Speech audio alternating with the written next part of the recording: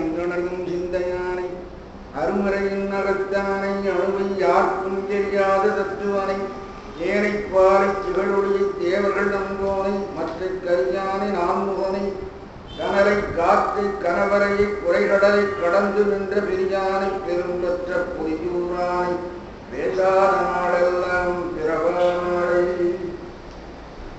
முடியா பிறவிக்கடலில் புகார் உள்ளங்களுக்கு முடியார் பொழியில் விதனப்படார் வெற்றிமேல் பெருமாள் அடியார்க்கு நல்ல பெருமாள் உணர்வுணவடங்க குடியாக்கிய பெருமாள் திருநாமம் புகழ்பவரே.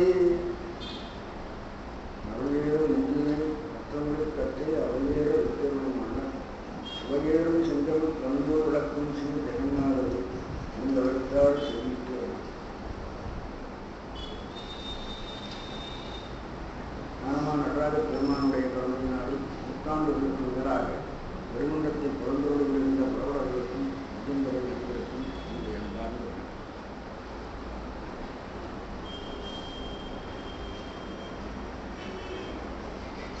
பேசாத நாளெல்லாம் பிறவா நாடு.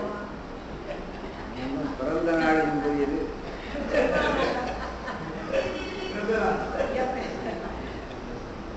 திருவிழி நாம் பேசுகிற நாள் தான் பிறந்த நாள்.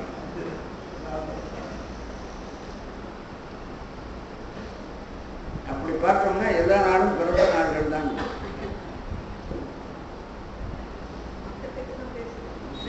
ஒருவேளை இது நாளைக்கு இருந்தோம்னா அது பேசாத நாளா இருக்கும்.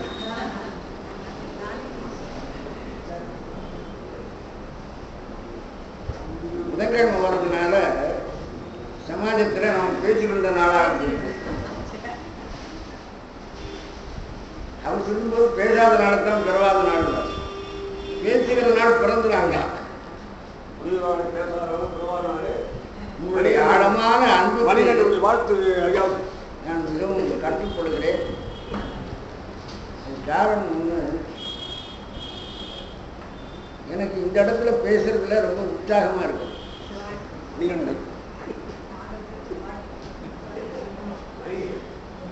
இந்த பாரம்பரியமாக எல்லாத்தையும் உணர்ந்து கொள்ளக்கூடிய மிகச்சிறந்த பேச்சாளர்களாக உலகியவர்கள் வாழ்கிற இடம்.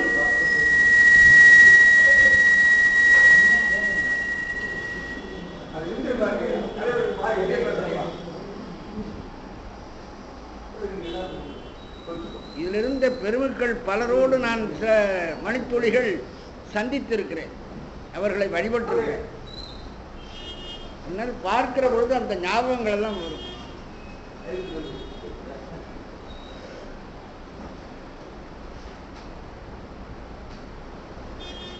மிகச்சிறந்த அறிஞர் தேவசேனாபதியினுடைய திருவுருவம் இங்கே இருக்கிறது.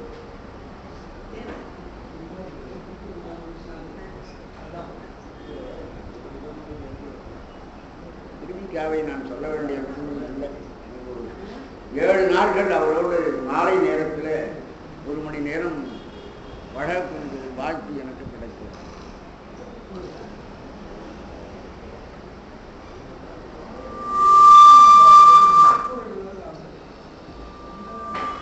சில அறிஞர் பெருமக்களோடு கலந்து வழங்கக்கூடிய இவர்களெல்லாம் மிக உயரத்தில் இருந்தவர்கள். ஆனாலும் ஒன்றுமறியாத சிறியவனாக இருந்த என்னை அவர்கள்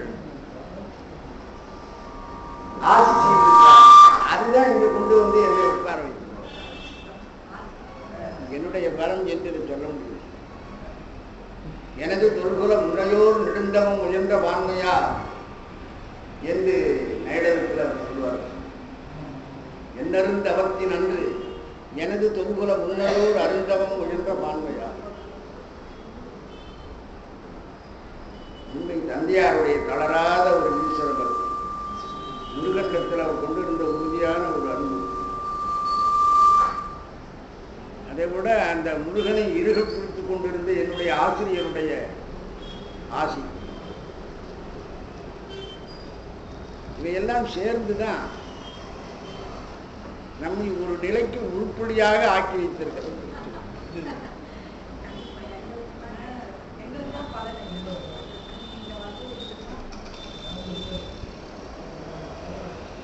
பேசாமல் இருந்தால் இவ்வளவு காலம் நாம் வாழ்ந்திருப்போமான்றது கூட ஒரு சந்தேகம் தான். பேசிக்கொண்டே இருக்கிறபடினாலே நம்முடைய ஆளுகளுக்கு குறைவு வராது. அதுதான் பெரியவர்கள் சொல்கிறார், பேசாத நாளெல்லாம் பிறவா நாளே என்று சொன்னதுடைய கருத்து.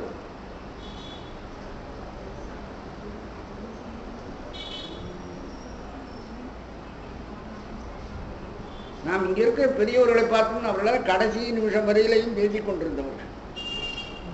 ஞானியாரடிகள் எடுத்துக்கொள்ளுங்க, கடைசி நிமிஷம் வரையிலையும் பேசிக் கொண்டிருந்தவர்கள். அப்படின்னு பழனியிலிருந்து 2 வருஷம் காத்து முடியா வந்து கொண்டிருக்கிற பொழுது கூட அந்த கடைசி வரையிலையும் பேசிவிட்டு தான் வந்திருக்கிறார்கள்.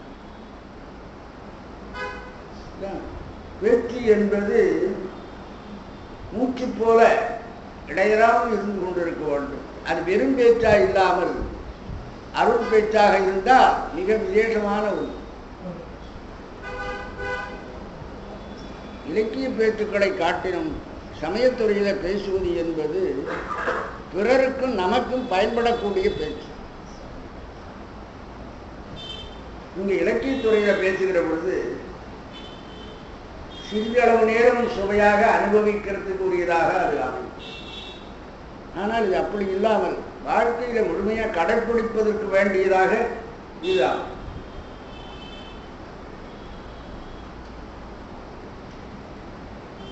நானே எதிர்பாராமல் அதை இடையறாமல் இப்படிப்பட்ட ஒரு சமய சொற்பொழிவுகளை செய்யக்கூடிய ஒரு வாய்ப்பு என்றால் நான் கிட்டத்தட்ட ஒரு 40 வருஷங்களுக்கு மேலாக இலக்கிய சொற்பொழிவாளன் தான்.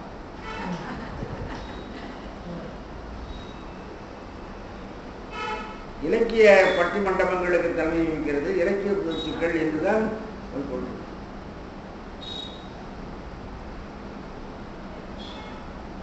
முதல்ல சென்னைக்கு நான் சமய சொற்பொழிவு செய்ய ஆரம்பித்த போது இடையிடையிலே ஏதாவது விழாக்களிலே காரைக்கால் அம்மையாரை பற்றி இப்படியெல்லாம் பேசக்கூடிய ஒரு வாய்ப்பை எனக்கு பெருமன்றம் வழங்கியது. நான் எடுத்து பார்க்க மாட்டோம். அது இவர் பேச வைக்கலாமா தொடர்ச்சியா அப்படின்னு பார்க்கறதுக்காக செய்யறது.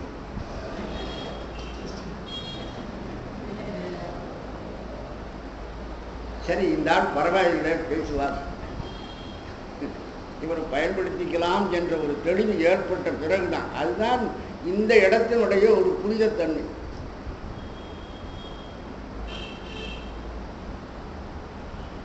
திருட போனாக்க இதில் என்ன செய்வாங்கன்னா அந்த காலத்தில் ஒரு தலையை குச்சியில மாட்டி கன்னம் வைத்து சுவத்தின் வழியா உள்ள அனுப்புறது.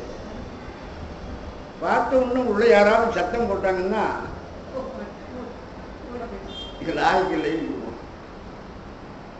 இந்த பொய்த்தலை போல முதல்ல ஏதாவது ஒரு பேச்சை கொடுத்து பேச செய்து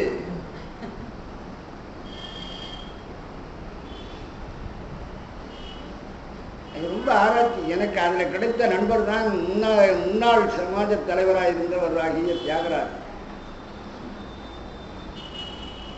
அவர் இன்றைக்கும் சொல்லுவார், நீங்கள் பேசின காரைக்கால் அம்மையார் பேச்சு கேட்டுத்தான் நான் உங்களிடத்தில் மனசை பறிக்கொடுத்தேன் அப்படின்னு.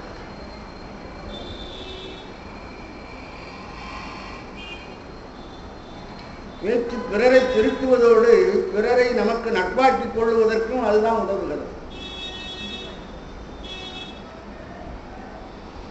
சொல்வன்மைக்கு நம்ம வள்ளுவர் அதிக சிறப்பு கொடுப்போம்.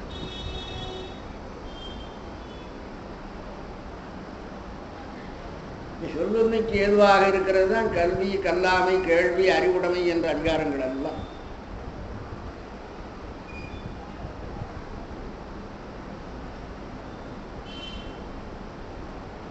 இதுதான் கல்வி தரமிலா புலமையினர். சில பேர் பேச்சாளிகளா இருப்பார்கள், ஆனால் நிறைய நூல்களை படித்ததினாலே உண்டாகிய புலமை அவர்களிடத்தில் இருக்காது.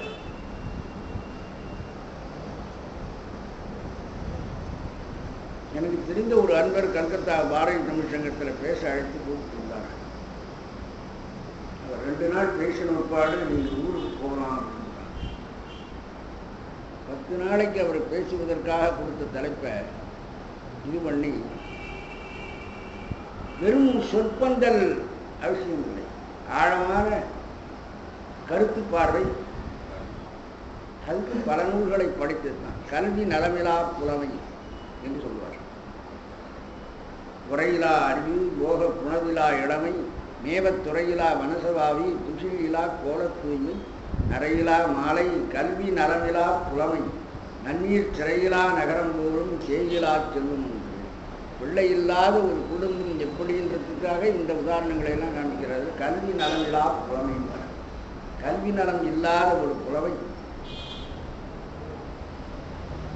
இது முறையாக கல்வி கற்று பாராட்டு, இந்த கல்வியை முறையாக கற்று வந்து பின்னரும் படிக்க வேண்டும் என்று அப்புறம் திரும்பவும் நினைக்கிறது.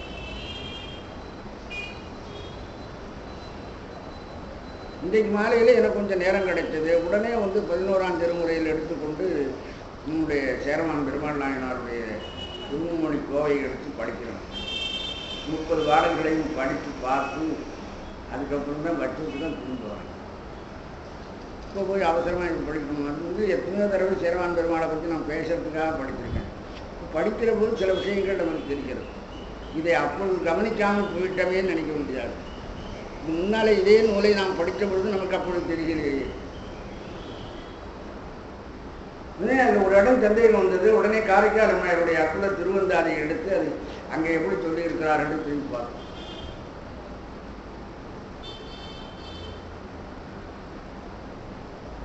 இதெல்லாம் எப்பொழுதும் ஊற்றுக்கண் மாதிரி படித்துக்கொண்டே இருக்கணும். சில பேர் என்ன பண்ணுறாங்க, ஏதோ ஒரு உத்தியோகத்துக்கு போகிற மாதிரி அதை முடிஞ்சு போட்டு படிக்கணும்னு நினைக்கிறாங்க. ஆனால் இந்த துறையில் இருக்கிறவர்களுக்கு படிப்பு முடிவதே இல்லை. கடைசி வருடம் படித்து கொண்டு தான் இருப்பாங்க. ஒரு கணக்கு எழுதணும் போகணும் வரணும்னு சொன்னால் ஒரு பிகாம் படித்தா முடிஞ்சிருக்கேன், அதை வச்சுட்டு ஒரு கிளார்க் வேலையை பார்த்தோம் போயிட்டோம் அப்படின்னு சொல்லுவாங்க. ஆனால் இந்த மாதிரி தமிழ் துறையிலேயும் சொற்பொழிவு, கட்டுரை எழுதல் முதலாகிய விஷயங்களில் ஈடுபடுகிறவர்களுக்கு இடையறாமல் படித்து கொண்டே இருக்க வேண்டும். புதிய புதிய நூல்களை படிக்க வேண்டும் என்கின்ற ஒரு எண்ணம். எது கிடைச்சாலும் படிக்கிறதுன்னு சில பேருக்கு இருக்கு, அதுவும் செய்யலாம்.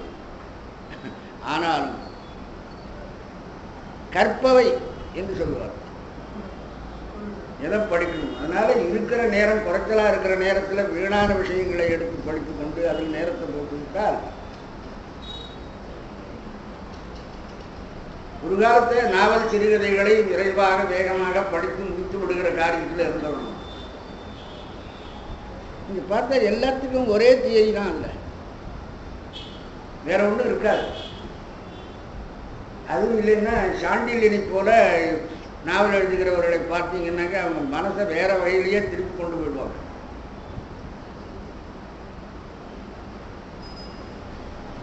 இதெல்லாம் நினைத்து பார்க்கிற பொழுது அதனால்தான் சிலவற்றிலிருந்து ஒதுங்குவதற்கு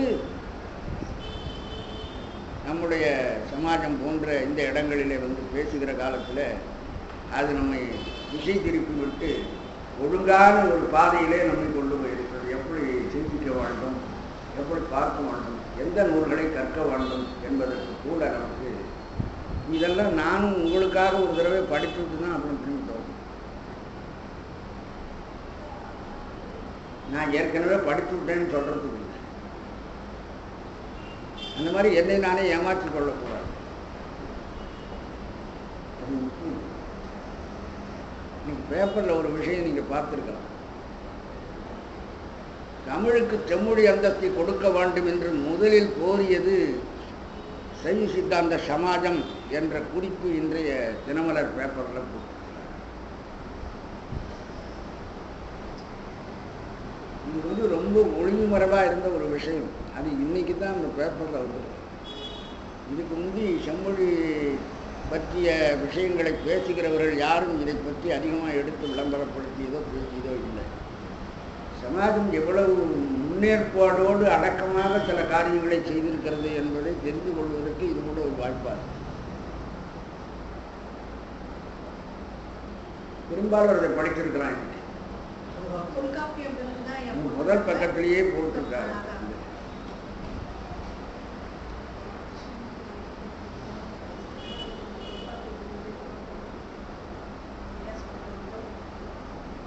இது ரொம்ப நாளைக்கு தமிழுக்கும் சைவத்துக்கும் பாடுபட்டு இருக்கிறது நம்முடைய பெருமன்றம். இன்னும் கூட்டம் இல்லையே என்று அடிக்கடி தலைவர் நினைப்பார். நல்ல விஷயங்கள், பெரிய விஷயங்களை கேட்பதற்கு ரொம்ப குறைச்சலாக தான் இருக்கும்.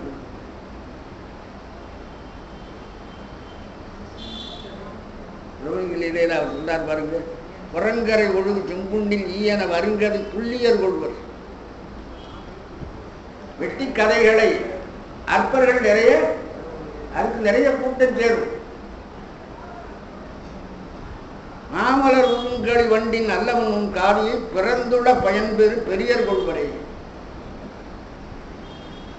விரைவில் பயனை அடைய வேண்டும் என்று நினைக்கக்கூடிய செயற்கரிய செய்வார்களாகிய பெரியவர்கள் நான் இப்படிப்பட்ட சிவகதைகளை கேட்க வேண்டும் என்று நினைப்பார்கள்.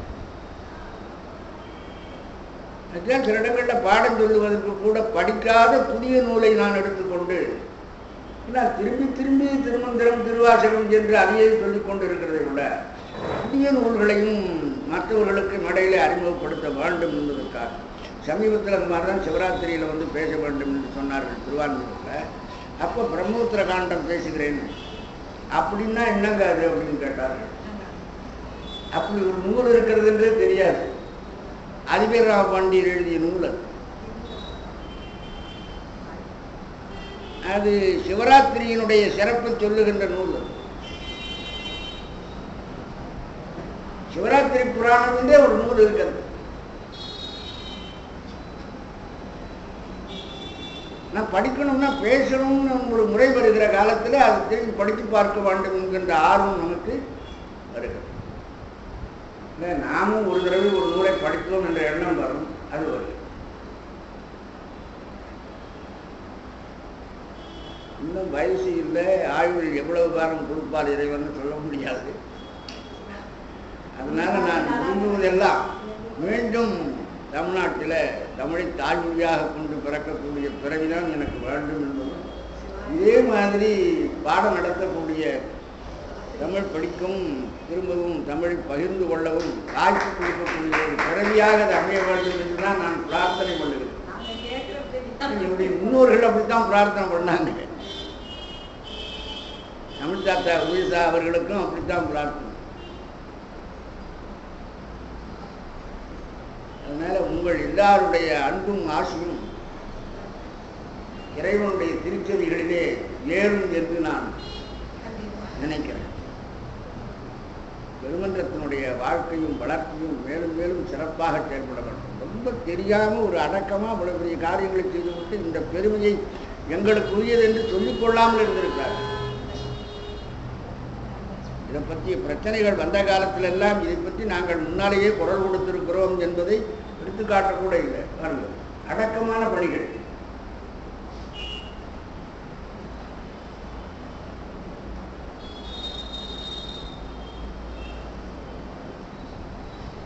இல்லை ரொம்ப நாள் கழித்து ஒரு மாதிரி இந்த மாதிரி நாளில், அதாவது எனக்கு ஆங்கில தேதியும் என்னுடைய பிறந்த நட்சத்திரமும் ஒன்றாக வந்தது. இப்போ அது எப்போதும் அடிக்கடி மாறிக்கொண்டே இருக்கும்.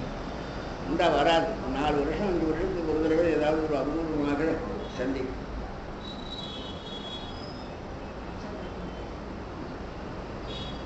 அதுலேயே பாருங்க, நேற்று வந்து இந்த பஞ்சமியினுடைய நூல்கிறதுனால சஷ்டி திதி கொஞ்சம் வந்து இந்த நாளில் வந்து சேர்க்கிறது. என்னுடைய திதியும் சஷ்டி திதி தான். தந்தையார் வந்து ரொம்ப விரதம் இருந்து பெற்ற பிள்ளை என்ற காரணத்தினால சஷ்டி திதியிலே விசாக நட்சத்திரத்தில் நான் பிறந்தேன். அதனால் எல்லாம் ஒன்றாக வரும். முருகனுக்குரிய தேதி நாள்கள் எல்லாம் உண்டாகும். அதனால தான் இந்த பேரையும் வைத்தார்கள்.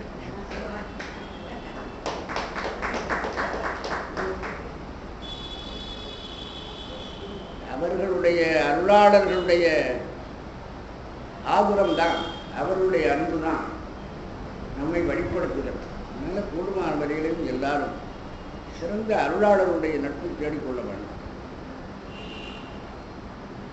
இடையறாத வழிபாட்டு உணர்வு நம்ம இடத்துல இருக்க வேண்டும்.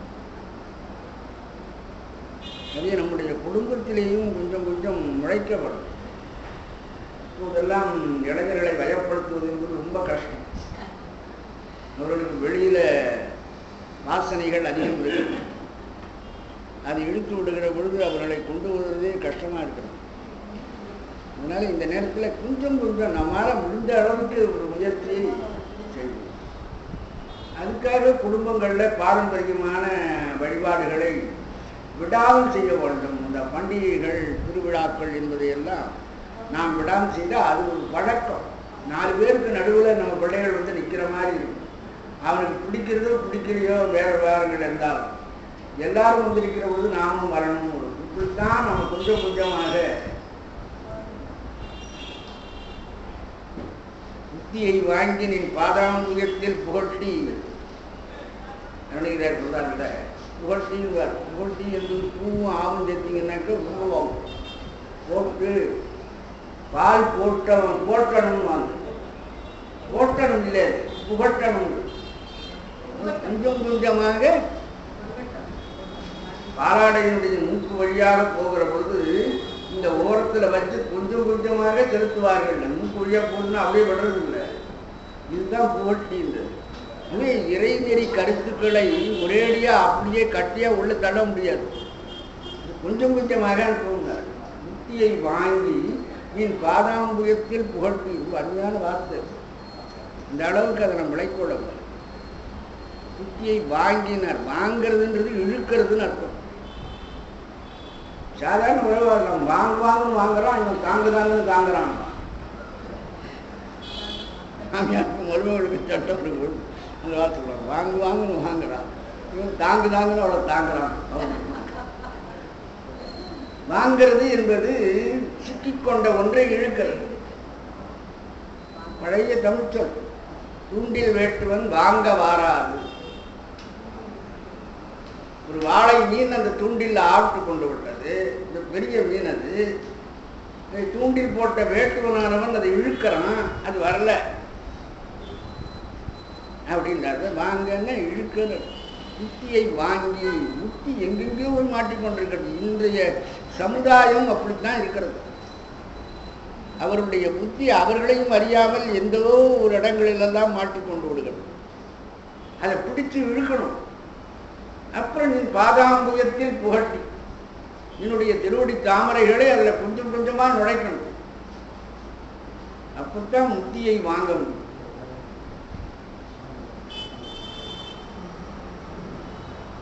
இதைத்தான் நாம் இப்பொழுது பெருமன்றத்தில் செய்வோம்.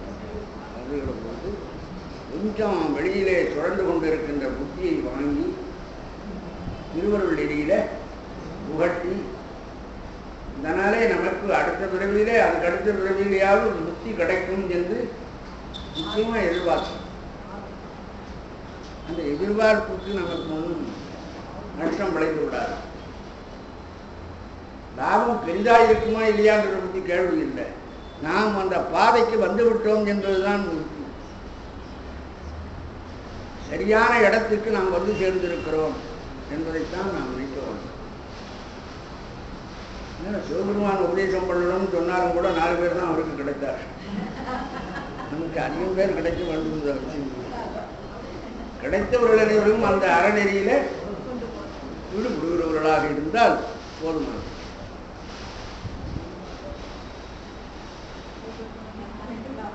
இப்பொழுது நான் பார்க்கிறோம் 104வது பக்கத்துல தத்துவ ஆன்மா.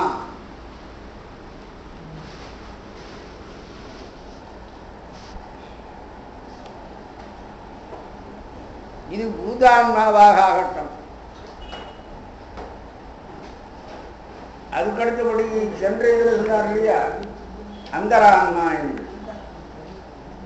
இதெல்லாம் ஒரு நிலையில வச்சு அதை சொல்லிக் கொண்டதே தவிர அது அப்படியே முடிஞ்சு வெளியில பழக்கத்தில் இருக்கிறதுன்னு அர்த்தம் இல்லை. ஒரு நிலை பூதான்மா, அதாவது உடம்பு எடுக்கக்கூடிய அளவுக்கு ஆன்மாவினுடைய நிலை வருகிறது.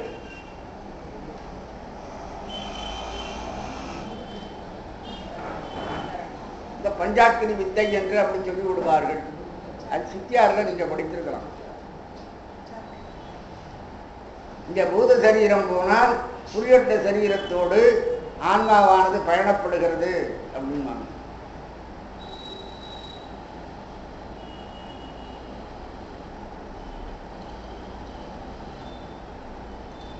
அப்ப அதாவது ஒரு உடலை எடுப்பதற்கு ஆன்மா, தூள உடலை எடுப்பதற்கு ஆன்மா தயாராகின்ற நிலையில சில கட்டங்கள் இருக்கிறது. அதுல முக்கியமா இவர் சொல்றது என்ன, முதல்ல அது அந்த உடம்பை எடுக்கிறதுக்கு வந்துவிட்டது தான் பூத ஆன்மான்றார்.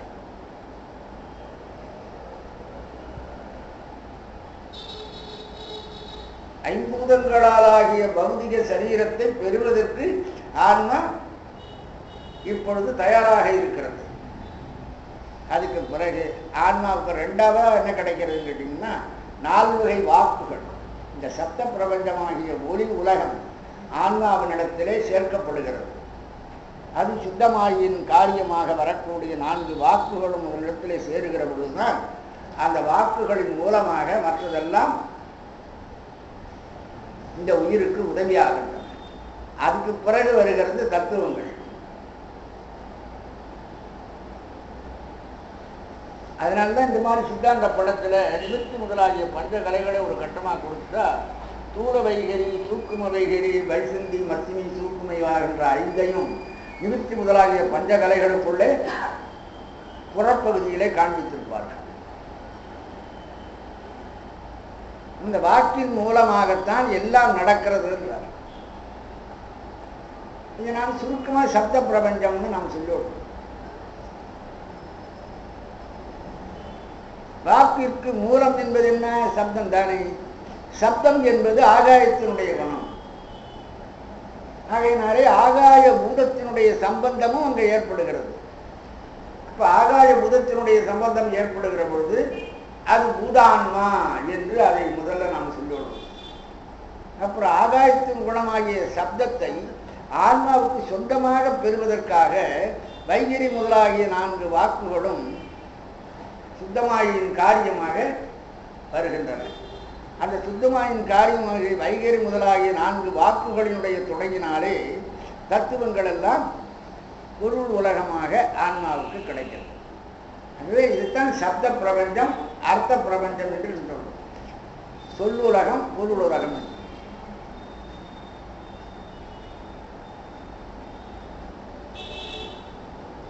இறைவனும் இறைவியும் கூட சொல்லும் பொருளுமாகத்தான் இருக்கிறார்கள் என்று சொல்லுவார்கள்.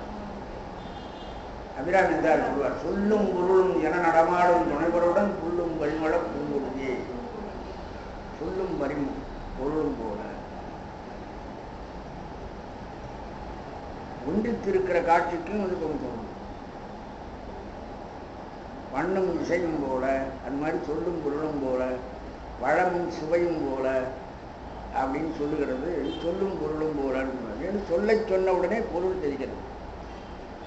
பொருளைத்தான் காட்டுவதற்கு நாம் சொல்லை சொல்லுகிறோமே தவிர சொல்லை கொடுக்கறதுக்காக இல்லை.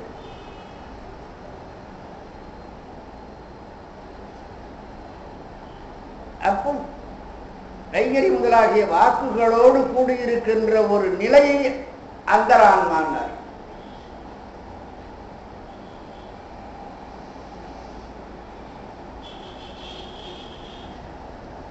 இந்த அந்தர என்கின்ற இது என்ன? எதிலையும் சாயாமல் தனித்திருக்கின்ற ஒரு நிலை. இது சாதாரண சொல்லும்போது கூட அந்தரத்துல இருக்கணும்.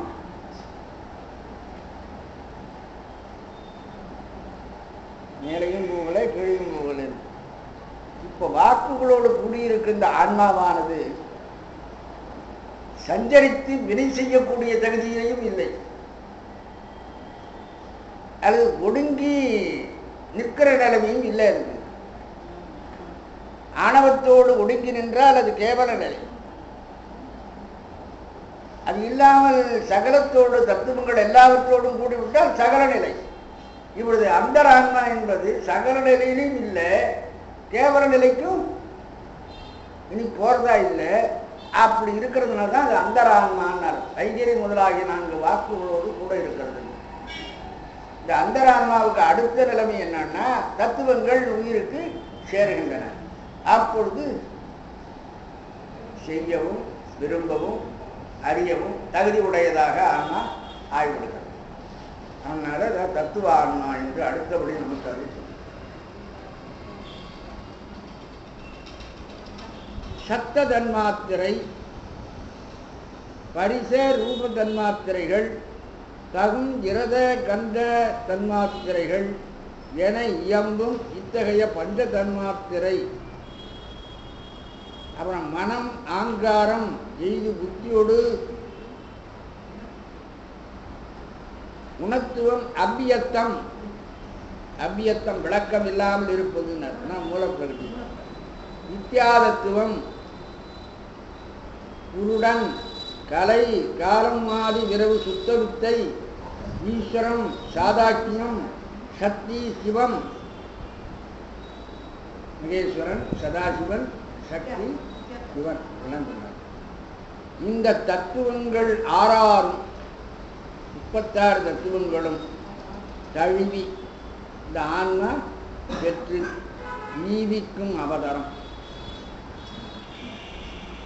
ஈவிக்கும் வாழ்க்கை நடத்துகிறது. அந்த அவதாரம், அந்த நிலை தத்துவான்மா. அந்தரான்மாவாக இருக்கிற பொழுது அது ஒன்றும் ஜீவிக்காது. பூதான்மாவாக இருக்கிற பொழுதும் தோற்றம். அதுக்கு பிறகு அந்தரான்மா இருக்கிற பொழுது வாக்குகள் சேர்ந்த காரணத்தினாலே தத்துவங்களை பெறுகின்ற தகுதி அதுக்கு உண்டாகிறது. தத்துவங்கள் கிடைத்த உட்பாடு ஆன்மா அறியவும் செய்யவும் விரும்பவும் தகுதி உடையதாக ஆகிறது. அப்ப ஜீவிக்கிறது, வினைகளை செய்கிறது, வினைகளை அனுபவிக்க பிறவிகளை எடுக்கிறது. இவ்வளவு தகுதிகளும் ஆன்மாவுக்கு ஏற்படுகிறது. அதுதான் இங்கே சொல்றார். தன்மாத்திரை தான் முதல் மூலம். உங்களுக்கு தன்மாத்திரைகளில் இருந்துதான் மற்றதெல்லாம் தோன்றும். இங்கே அதுவே விஷயமாகவும் வரும். ஞானேந்திரியங்களுக்கு ஞானேந்திரியங்களுக்கு வருகின்ற விஷயங்களுக்கு அதிக மதிப்பு கிடையாது.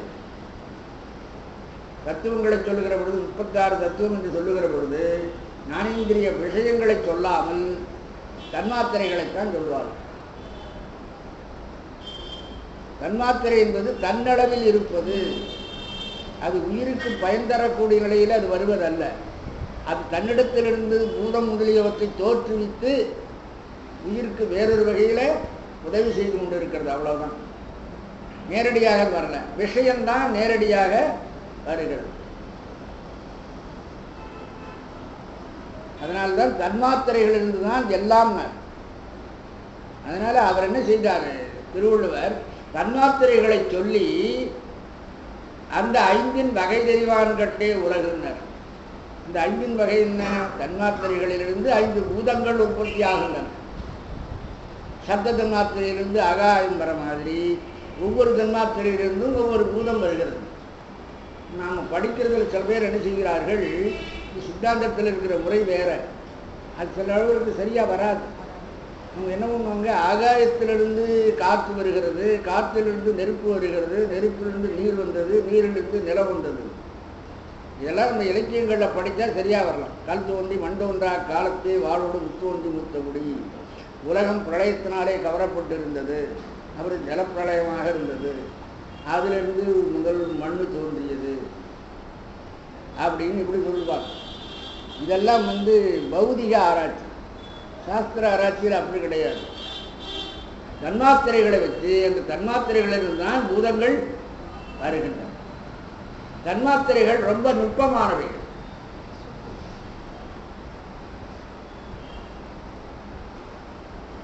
பூதம் தூரமானது. சூக்குமமாக இருக்கிற தன்மாத்திரையிலிருந்து தான் தூரமாக இருக்கிற பூதங்கள் வருகின்றன. பூதம் வந்த உட்பாடு ஞானேந்திரிய கர்மேந்திரியங்கள் வரும்போது ஞானேந்திரியத்துக்கு அந்த தன்மாத்திரைகள் விஷயமாக ஆகின்றன. தன்மாத்திரைகள் ஆகலை, இது விஷயம் என்று வந்தால் அது ரெண்டும் ஒப்பாக இருக்கிறது, அதை போல இருக்கிறது. அப்படிதான் சொல்வார்கள். அதுதான் இங்கே சொல்றார். ஆவதாரம் அந்த மாதிரி சத்தம் பரிசம் ரூபம் ரசம் கந்தம் என்கின்ற 5 தன்மாத்திரை எனவும் விஷயம் எனவும் இருவகைப்படும்.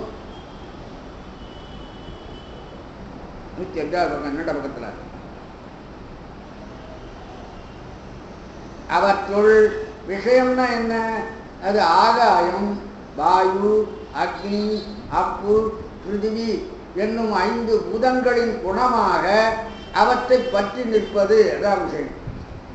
ஆனால் தன்மாத்திரை குணமல்ல, குணிப்பொருளாக பற்றுக்கோடாக சாராது, குண சமூகமாக நிற்பது. குணங்களின் கூட்டம். குணங்கள் தோன்றுவதற்கு ஆரம்பம்.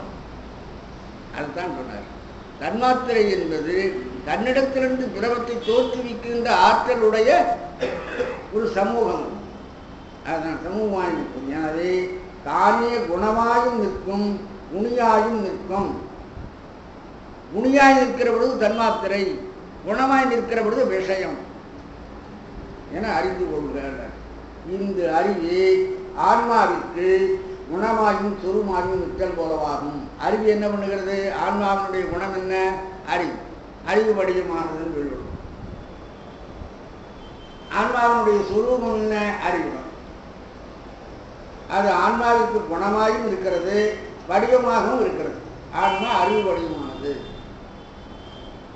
இது சிற்றறிவு என்று சொல்லுகிறோம். இறைவனை பேரறிவு என்று சொல்லுகிறோம். ஞானம்தான் உருவாகிய நாயகன், ஞான வடிவமாக இருக்கிறான் பரமேஸ்வரன் அப்படின்னு சொல்லுவோம். ஆன்மாவும் அதே மாதிரி அறிவு கொள்கிறோம்.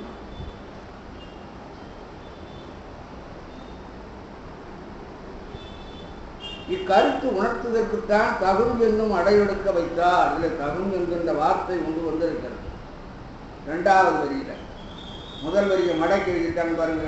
தகும் இரத கந்த தன்மாத்திரைகள் என இயம்பும். கந்த தன்மாத்திரைகளின் இடத்துல கந்தன் மாத்திரைன்னு இருக்கு. கந்தன் இல்லை, கந்த தன்மாத்திரை. அங்க ஒரு தா கூட போடணும். பிழைகளை அப்படி திருப்பி பண்ணணும். தன்மாத்திரை 5ம் இந்த தன்மாத்திரைகள் என்கின்ற நுட்பமான இந்த தன்மாத்திரைகள் 5ம் மனம், அகங்காரம், புத்தி, இந்த 3ம் சேர்த்துதான் 8 குறியற்ற உடம்பு என்று அதை நாம் சொல்லுகிறோம். பின்னாலே மனம், பிராணவாயு, புருடன் என்று அப்படி சொல்லுகிற ஒரு பழக்கமும் இருக்கிறது. நம்ம ஞாபகத்துக்காக அதை சொல்லுகிறேன். ஆனால் சாஸ்திரத்தில் மனம், அகங்காரம், புத்தி 3 தான். இதில் சித்தம் என்கின்ற அந்த கரணம் விடப்படுகிறது. இது காரணம், சித்தமும் மனமும் ஒரு வகையில் உண்டாக இருக்கும். சித்தத்தை சில சமயங்களில் புத்தி என்று சொல்லுவோம். முன்னால் ஒரு இடத்துல ஒரு மனமதை புந்தி என்றும் சித்தத்தை மனம் என்றும் வழங்குகிற வழக்கு இந்த சாஸ்திர நூல்களில் அதிகம் உண்டு என்று ஒரு பாடலே இருக்கிறது. சூட்சும உடம்பு என்பதும் இதுவே. எல்லா உயிர்களுக்கும் சூட்சும உடம்பாக இறைவன் கொடுக்கிறதுன்றது தன்மாத்திரைகள் 5ம் மனம், அகங்காரம், புத்தி என்கின்ற 3ம் தான் சூட்சும உடம்பு 8. அதை அட்டகம் 8 என்று சொல்வார்கள். 8ம் கூறவே ஏனைய தத்துவங்கள் அனைத்தும் விளங்கும். இந்த 8ஐ சொல்லிவிட்டால் மற்ற தத்துவங்கள் எல்லாம் இதில் அடங்குகிறது. மற்ற தத்துவங்கள்ல அதிலிருந்து உண்டாவது தான். எப்படி? அவற்றின் காரியமாகிய தன்மாத்திரை கூறவே அவற்றின் காரியமாகிய பூதம் 5. தன்மாத்திரையின் காரியம் பூதம். அப்பூதங்களை பற்றுக்கோடாக கொண்டு தொழிற்படுவது ஞானேந்திரியம். எல்லாம் உண்மை விளக்க பாசுரங்களிலே தெளிவாக சொல்லப்பட்டிருக்கிறது. அந்த பூதத்தை பற்றுக்கோடாக கொண்டு தன்மாத்திரைகள் அந்த தொழிற்படுகிறது, ஞானேந்திரியங்கள் தொழிற்படுகின்றன.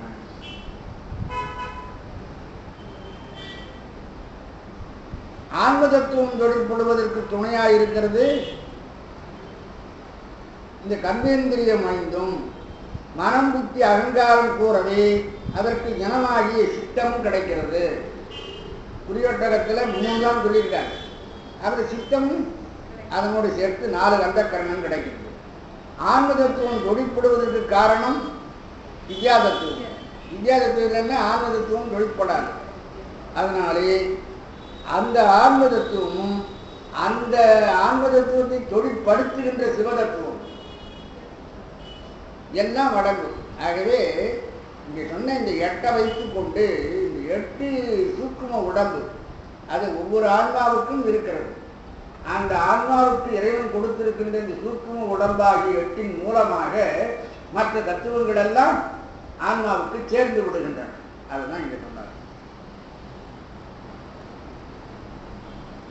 ஆயினும் விளங்குதற் பொருட்டு குணதத்துவம் முதலியவற்றையும் உடன் கூறினார். நமக்கு விளக்க வல்லது குணதத்துவம் என்று சொன்னாரே தவிர 8ன்னு சொல்லிவிட்டால் அதில் எல்லாம் அடங்கிவிடும். குணதத்துவம் என்பது மூலப்பிரகிருதியை சொல்லுகிற பொழுது குணதத்துவம் என்பது அல்ல வந்துவிடும். என்றால் மூலப்பிரகிருதி குணதத்துவ வடிவமாக இருக்கிறது, தனியா தெரியாது. 3 மாயைகள், ஒன்று சுத்த மாயை, இன்னொன்று அசுத்த மாயை, இன்னொன்று பிரகிருதி மாயை. பிரகிருதி மாயையிலிருந்து வெளிவருவதுதான் ஆன்மதத்துவங்கள் 24 நாம் சொல்லுவோம். ஆனால் பிரகிருதி மாயாகிய மூலப்பிரகிருதி எப்படி குணவடிவமாக இருக்கும். அது ஆன்மாவிடத்தில் பிரதிபலிக்கிற பொழுது மூலப்பிரகிருதி இருக்குன்னு தெரியும்.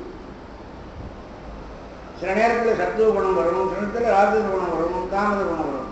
இந்த 3 குணங்களும் மாறி மாறி இந்த ஆன்மாவிடத்தில் வருகின்ற பொழுது இதற்கு மூலப்பிரகிருதியோடு இது இந்த ஆன்மாவுக்கு சம்பந்தம் அடைந்திருக்கிறதை தெரிந்து கொள்ளலாம். சொன்னார். குணதத்துவம் கூறவே 5 பூதங்களும் ஞானேந்திரிய கர்மேந்திரியங்களும் அந்தக்கரணங்களும் காலமாதி என்றதனாலே நியதி முதலியவைகளும் எல்லாம் அடங்குவார் காண்க. குணம் வெளிப்படாமல் அடங்கி இருக்கிறது. எதில் மூலப்பகுதியில குணம் வெளிப்படாமல் அடங்கி இருக்கிறது. அதான் அவ்யக்தம்னா. அவ்யக்தம் வியக்தம்னா வெளிப்படுதல். கடைசியில நீ சொன்னதெல்லாம் வெட்டமா போச்சு அப்படின்னா, வியக்தமா போச்சுன்னா வெளிவந்து விட்டது, வெளிச்சமாகிவிட்டது அப்படின்னு. அவ்யக்தம்னா விளக்கம் இல்லாமல் இருக்கிறது. மூலப்பிரகிருதி கொஞ்சம் அவ்யக்தமா இருக்கு, ஆனால் அது வெளிச்சம் போட்டா குணதத்துவமாக இருக்கு. குணம் வெளிப்படாமல் அடங்கி இருத்தல் பற்றி அந்த மூலப்பிரகிருதி அவ்யக்தம் எனப்பட்டது. சிவதத்துவம் ஏனை தத்துவங்களை தொழிற்படுத்தும் ஆதலால் அதனை விரவு, அதாவது 3வது வரியில மடக்கி எழுதியால் பாருங்க, அதுல விரவுன்னு ஒரு வார்த்தை இருக்கு. விரவு கலந்து வருகிறது. விரவு சுத்தவித்தை ஈஸ்வரம் சாதாக்கியம் சக்தி சிவம் அந்த அஞ்சையும் விரவு என்ற வார்த்தையை போட்டு சொன்னார். இந்த அஞ்சும் எல்லாவற்றோடும் கலந்து நின்று எல்லாவற்றையும் தொழிற்படுத்துகிறது. அதனால் எல்லாவற்றோடும் கலந்து நின்று எல்லாவற்றையும் தொழிற்படுத்துகின்றபடியினாலே அதனை விரவு என்னும் அடைகொடுத்துவதினார்.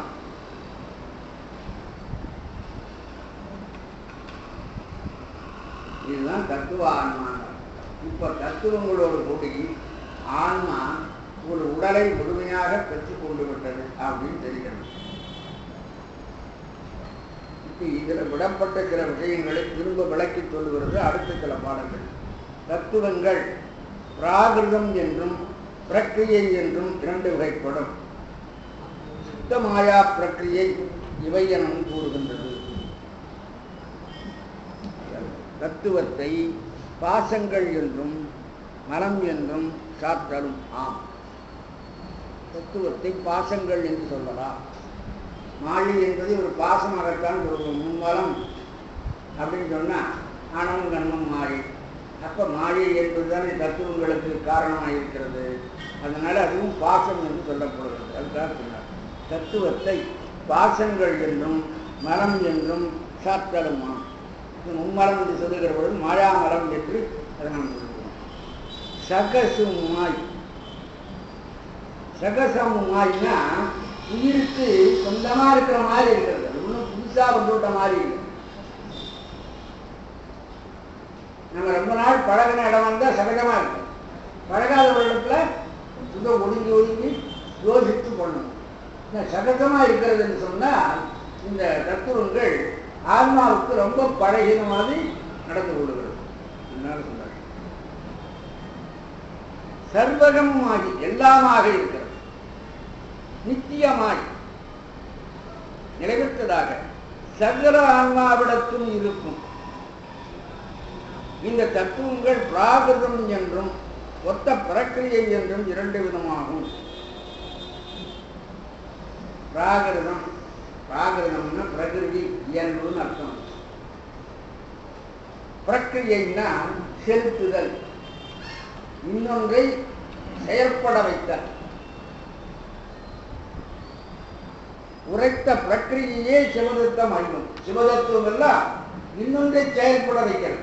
அவைகள் ஒன்றும் உட்கார்ந்து இருக்கிற உயிரோடு, அவைகள் பிற தத்துவங்களை செயற்பட வைக்கிறது. மத்திமை தூக்குமை மற்ற பைசந்தி வைகரியாம் வாக்குமாம்.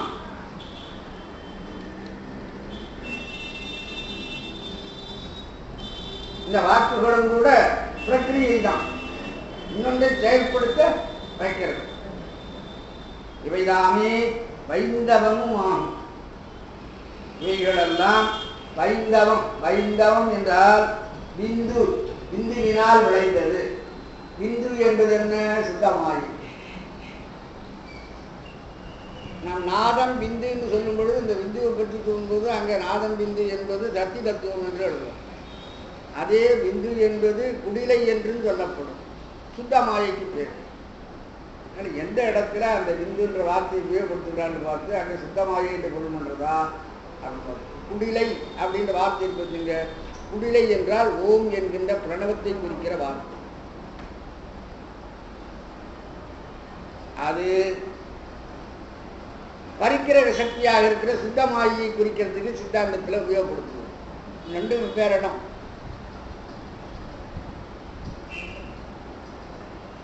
ஓம் எனப்படும் குடிலையே, அந்த ஓம் எனப்படும் குடிலையே. சந்தேகம் வந்தால் குடிலை என்பது ஓம் என்ற வார்த்தை, பிரணவத்தை சொல்லுகின்ற வார்த்தை. எட்டோனாத குடிலையின் பயன் இணைத்து என்றே கட்டுரைத்தலன். யாரு? பிரம்மன். அந்த ஓம் என்கின்ற சொல்லினுடைய பொருள் என்னன்னு சொல்ல தெரியாமல் வெடிக்கிறான்னு கந்தபுராணத்தில் சொல்லும் பொழுது அந்த குடிலை என்ற வார்த்தையை விழுத்துவேன் பிரணவத்துக்கு. குடிலை என்ற சொல்லு பிரணவத்தையும் குறிக்கும், சுத்தமாயையும் குறிக்கும். பிரணவம் ஞானஸ்வரூபமாக இருக்கிறது, சுத்தமாயி என்பது அஞ்ஞானமயமாக இருக்கிறது. ரெண்டுக்கும் வேறு எதிரெதிரான துருவங்கள். ஆனால் அது ஒரே சொல் ரெண்டையும் குறிக்கிறது. எந்த இடத்துல அதை பயன்படுத்தலான்னு பார்க்கணும். அதே மாதிரி தான் வைந்தவம் என்பது. வைந்தவம் என்பது பிந்துவின் சேட்டை. பிந்துன்னா என்ன? சுத்தமாயி. பிந்து என்பது சக்தி என்கிற நிலையிலையும் போகும், சுத்தமாயி என்கின்ற பொருளையும் சில இடங்களில் பெறும். சுத்தமாயின் சம்பந்தமான பிரக்கிரியையாகும். பிரக்கிரியை என்பது பிரிதொன்றை செயல்படுத்துவது.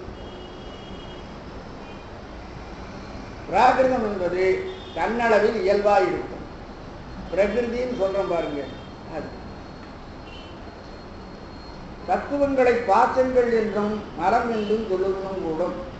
இத்தத்துவங்கள் உயிரோடு எப்படி இருக்கிறது? சகதமாயும் சகல உலகங்களாயும் நித்தியமாயும் எல்லா ஆத்மாக்களிடத்தும் இருக்கும். சொல்லப்படும் இந்த தத்துவங்கள் காரணம் என்று சொல்லப்படும், காரணத்துடன் பொருந்திய காரியம் என்றும் சொல்லப்படும். அவற்றுள் சொல்லிய பிரக்கிரியை எனப்படும் காரியங்கள் சுத்த வித்தை முதல் சிவதத்துவங்கள் 5, சூக்குமை பைசந்தி மத்திய வைகரி எனப்படும் வாக்குகள் 4 ஆகும். இந்த 5 4 9. இந்த 9ம் பிற தத்துவங்களை வெளிப்படுத்தக்கூடிய தத்துவங்கள். தாங்களே தத்துவமாக நேர உதவுறதில்லை, ஆனால் பிறவற்றை வெளிப்படுத்தும். 36 தத்துவங்களுள் சிவதத்துவம் 5ம் சுத்தமாயின் சம்பந்தமான பிரக்கிரியையாகும். பாசம் என்பது கட்டுப்படுத்துவது. பாசம்னா கயிறு இல்லையா, அது கட்டுப்படுத்துவது அர்த்தம். மலம் என்பது அறியாமை செய்வது. இந்த ரெண்டும் இந்த தத்துவங்களுக்கும் இருக்கிறபடியினால்தான் இதை பாசம் என்றும் சொல்லலாம், மலம் என்றும் சொல்லலாம். இந்த தத்துவங்கள் சரீரபூர்வமாயிருந்து உடம்பே தான் என்னும்படி உயிரை தன்வசம் ஆக்கலாமும். உடம்புக்கு மிஞ்சி எதுவும் இல்லை அப்படின்னு சொல்லி ஒரு உணர்ச்சியை உயிருக்கு ஏற்படுத்தி விடுகிறது. அதனால்தான் அது பாசங்கள் என்று அதுக்கு பெயர். மலம் என்றும் இத்தத்துவங்கள் உயிருடன் இயல்பாகவே கூடியிருக்கின்ற ஆணவ மல நீக்கத்தின் பொருட்டு இருக்கா இந்த தத்துவங்கள் உயிருக்கு வந்தது? இயல்பாக கூடியிருக்கின்ற ஆணவமல நீக்கத்தின் பொருட்டு அனாதி கேவலத்தில் நின்றும் பிரிக்கும் பொழுதே, அனாதி கேவலத்தில் நின்றும் பிரிக்கும் பொழுதே முதல் உயிர்கள் எப்படி இருந்திருக்கும்? ஆணவத்தோடு இருந்திருக்கும். அப்ப அதுக்கு தத்துவங்கள் எதுவும் கிடையாது. அந்த அனாதி கேவலத்திலே இருந்து உயிர்களை பிரித்து அதுக்கு சூக்கும உடம்பை கூட்டுகிறான்.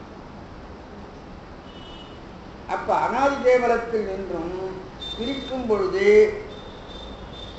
முதல்வனால் தரப்படுதலை சூக்கும உடம்பு முதல்வனாலே தரப்படுகிறதுனாலே சகஜமாய் இயல்பாக ஆணவத்தினுடைய சகஜத்தை விட இதனுடைய சகஜம் கொஞ்சம் தள்ளி இருக்கும். அவ்வளவு முதல்ல ஆணவத்தினுடைய சகஜம் இருக்கு. இது செகண்ட் இயர் கோர்ஸ், அது ஃபர்ஸ்ட் இயர்லயே வந்திருக்கிறது இயல்பா. அது ரெண்டு அதுவும் சகஜம் தான். என்ன நம்ம நோக்கா சகஜம் தான். 100 வருஷத்தை நோக்கினீங்கன்னா 80 வருஷம்ன்றது சகஜம் தானே. 10 வருஷம் பின்னால தள்ளி வந்திருக்கிறது. இருந்தாலும் இதுவும் சகஜமாயிடுச்சு. அதான் சொல்றாரு, சகல உலகங்களும் தத்துவமயமாயிருத்தல். எல்லா உலகங்களும் இந்த தத்துவமயமாக இருக்கிறது. எப்படி? தத்துவங்கள்ல புவனம் என்கிற தத்துவம் ஒன்று உண்டு. அந்த புவனம் 224 புவனம் நீங்க சொன்னீங்கன்னா அது இந்த தத்துவத்துல எல்லா உலகங்களும் அடங்குகிறது. ஒரு புவனத்துக்குள்ள பல அண்டங்கள் இருக்கிறது. ஒரு அண்டத்துக்குள்ள பல புவனங்கள் இருக்கின்றன, உலகங்கள் இருக்கின்றன. அதனால சொன்னார், காரிய ரூபமாய் விரிந்தும் காரண ரூபமாய் ஒடுங்கியும் என்றும் உள்பொருள். இந்த உலகம் இருக்கிறது, அது காரிய ரூபமாய் விரிந்திருக்கிறது, காரண ரூபமாய் ஒடுங்கி இருக்கிறது. நாம் இந்த உலகத்தை அழியும் பொருள் என்று சொல்றது இல்லை. ஆனால் அழியும் பொருள் உலகத்தை அழிக்கிறார் இறைவன் என்று சொல்றோம். காரியத்தை அழிக்கிறாரே தவிர காரணத்தை அழிக்கல.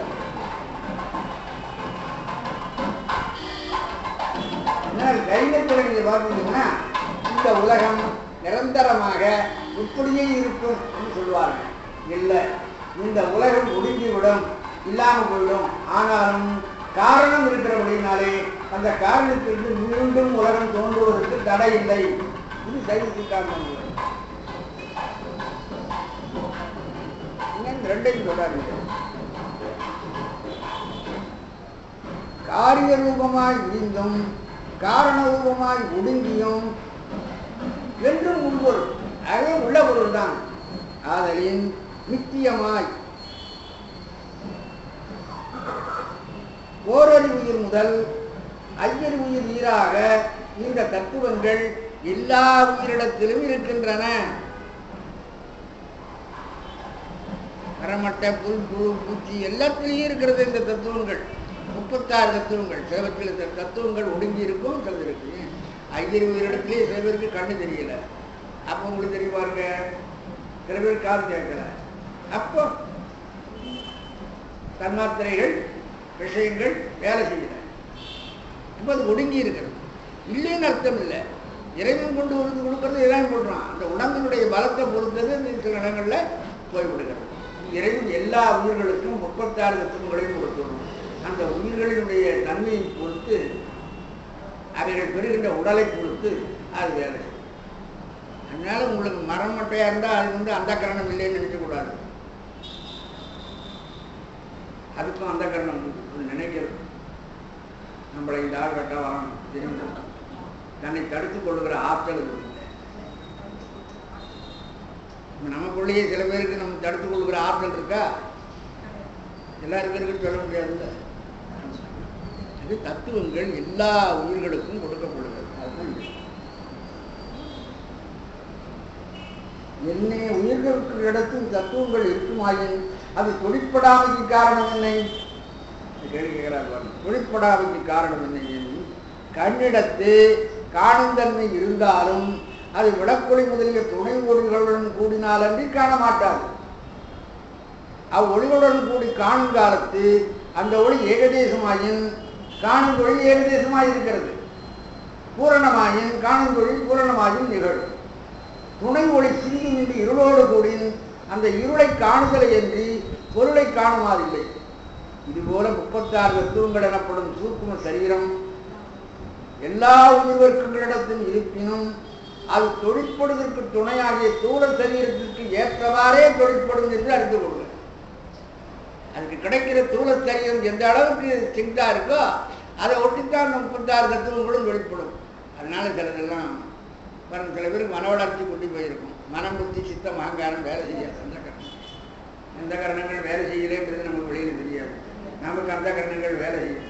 இங்கே ஏறினா இங்கே போய் இறங்குவோன்றது நமக்கு தெரியும், அவர்களுக்கு தெரியாது. அதனால அவர்களை கையோட பிடிச்சி அழகி போகும். இது மாதிரிலாம் பார்க்கும். அதனால் தத்துவங்கள் எல்லாம் எல்லாத்துக்கும் குறைத்தான தத்துவங்கள் கொடுக்கறதுன்றதெல்லாம் இறைவனிடத்தில் கிடையாது. ஒரே பாரபட்சம் இல்லாமல் எல்லாவற்றுக்கும் ஒரே மாதிரி தான் கொடுக்குறான். ஆனால் அது எடுத்துக்கொள்ளுகிற உடம்பை பொறுத்து சரி, நீ அந்த மாதிரி உடம்பு அமையிறதுன்னா வினைக்கேற்ற உடம்பு, இது செய்த வினைக்கேற்ற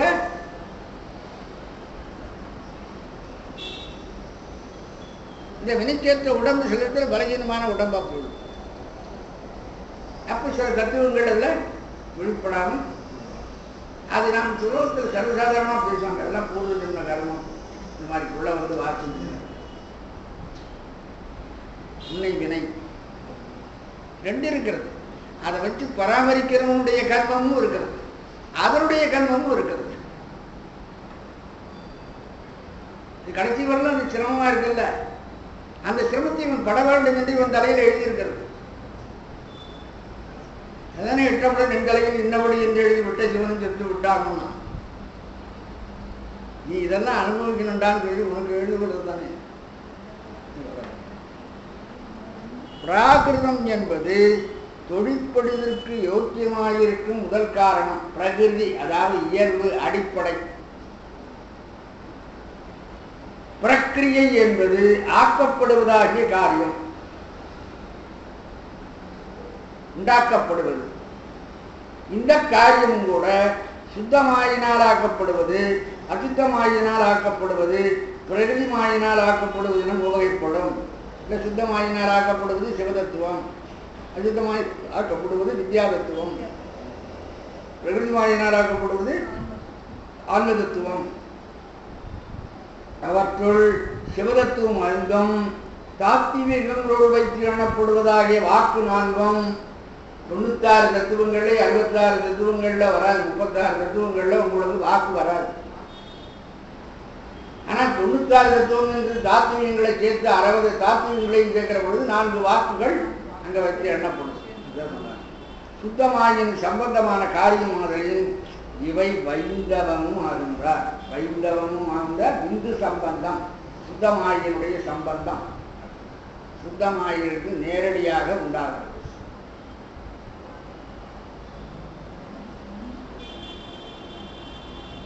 மற்ற ஐயும் அசை தாமி என்பது தெரிவித்துள்ளது.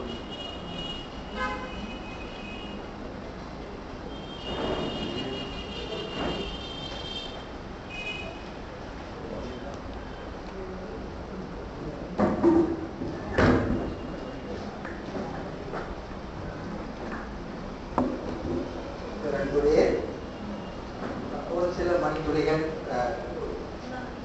இன்றைய தினம் ரொம்ப சிறப்பான நாள், நமக்கு எல்லாருக்கும் தெரிஞ்சிருக்கு. அடியே ரொம்ப பேர் பெற்று